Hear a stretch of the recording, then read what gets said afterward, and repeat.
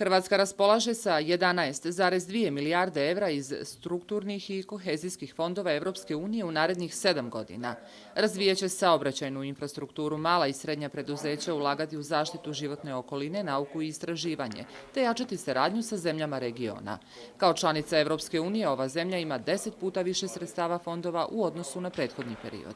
Imamo već dugogodišnju jako dobru suradnju i sa Bosnom i Hercegovinom i sa Republikom Srbijom.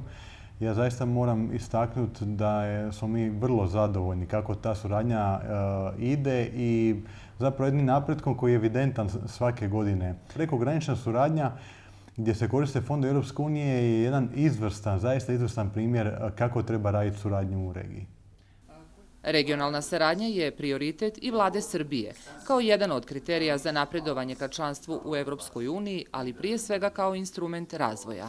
Čitav ovaj region je deo jedne šire evropske mreže evropskih regiona, bilo da se radi o energetici ili putevima, i tu se razvija svakodnevno saradnja među državama. Provođenjem 86 strateških mjera zemlje planiraju ukloniti trgovinske barijere, zajednički promovisati region stranim investitorima, finansirati zajedničke istraživačke programe, razviti energetsku i transportnu infrastrukturu i omogućiti mobilnost radnika. Savjet za regionalnu saradnju sada je usmjeren na ekonomski razvoj i otvaranje radnih mjesta kao najveći problem.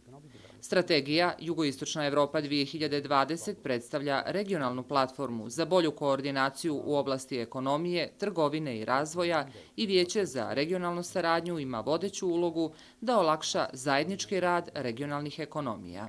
U Bosni i Hercegovini, obzirom na nešto složenije ustavno uređenje, nažalost taj proces ide nešto sporije nego u drugim zemljama, međutim nadamo se da će i tu taj proces uskoro biti okončan, pošto vidimo da se konsultacije po jednom nacrtu dokumenta nacionalnog akcionog plana već obavljaju unutar zemlje.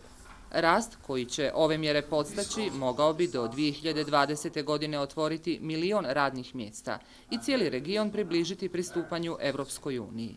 U vijeću su uvjereni da postoji realna ravnoteža između ambicioznih ciljeva i stvarnosti.